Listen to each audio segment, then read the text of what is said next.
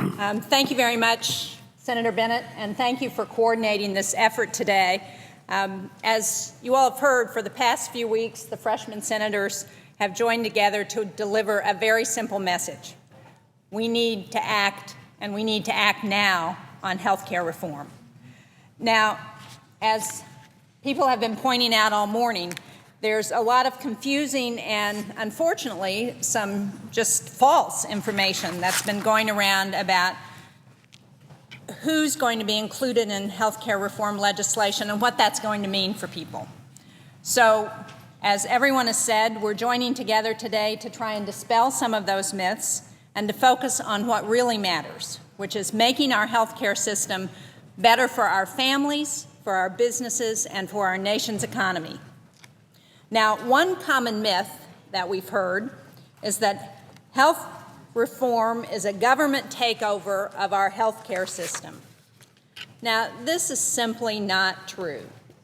The truth is that health care reform is being driven by consumers who are concerned about the costs of health care and about their coverage, and it's being driven by the market because health care costs are so high that too many businesses and too many people can't get the health care they need when they need it. Now, under the current legislation, everyone will have the freedom to keep their health care plan if they like it. But for the millions of hardworking Americans who can't find affordable coverage or who've been discriminated against because of a pre-existing condition, or for women like me who too often are discriminated against in the costs of health care, health reform will give them a choice. Last week, my office heard from a man named Andrew from New Boston, New Hampshire. Sadly, his story is all too common.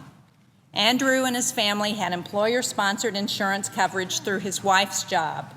Unfortunately, she was laid off recently. Now, not only is she out of work, but her family now has to find another source of health insurance coverage. And the fact of the matter is that the individual market simply doesn't provide sufficient affordable options for families. The coverage they managed to find, Andrew and his family, puts a significant financial burden on their family. Now, Mr. President, the good news is that health reform legislation offers a solution for families like Andrew's by offering more choice. The health insurance exchange creates a marketplace where insurance companies must compete for our business.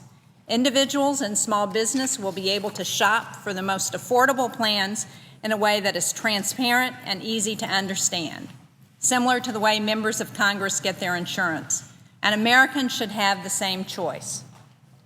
Mr. President, increased competition and transparency do not sound like a government takeover to me. Rather, it sounds like the markets acting in a way that best serves the American people.